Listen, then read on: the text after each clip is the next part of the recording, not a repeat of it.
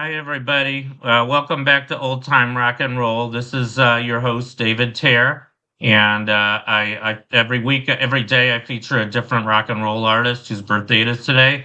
And today happens to either be the birthday of this guy, John Cougar Mellencamp. I'm sure most of you are familiar with him. He's a very famous American rock and roll artist. He had a lot of hits in the 70s and 80s. He's known for his what's called Heartland Rock, which he's from Indiana, Bloomington, Indiana, which is kind of in the heart of the heartland. And a lot of his songs are about kind of, the Midwest, Middle America, and like local people like farmers and just people in the area. And he had several big hits, big hit albums. His first big album was called American Fool. This was as just John Cougar. He went through several name changes. His real name was John Mellencamp. But he called himself by John Cougar in the late 70s, early 80s. This was his biggest album. He had two really big hits on this album, Hurt So Good and Jack and Diane, both really big hits in 1982. And his next big album was called Uh-huh.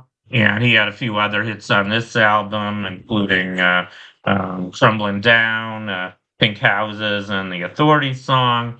And then in 1985, he had an album called Scarecrow that had several other hits: Lonely Old Night, Small Town, ROCK in the USA, and Rain on the Scarecrow. And then in 1987, he had an album called The Lonesome Jubilee, which had Paper on Fire, Cherry Bomb, and Check It Out.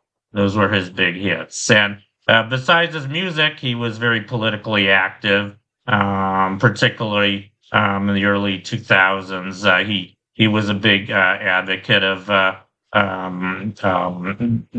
anti-war movement. He was against the Iraq War, and he even demonstrated against it and recorded a song called "In Washington" against the war in Iraq.